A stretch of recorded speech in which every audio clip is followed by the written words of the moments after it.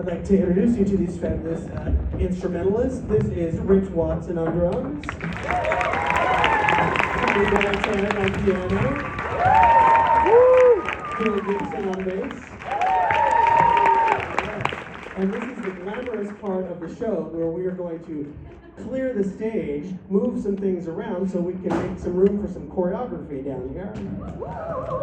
Yes, see, this is the glamorous part of being in choir, where you get to move things around, all kinds of good stuff.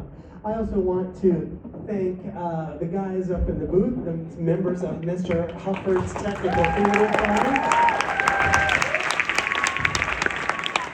for helping us put things together. And so now we're gonna welcome in our next group. Looks like we're just about clear.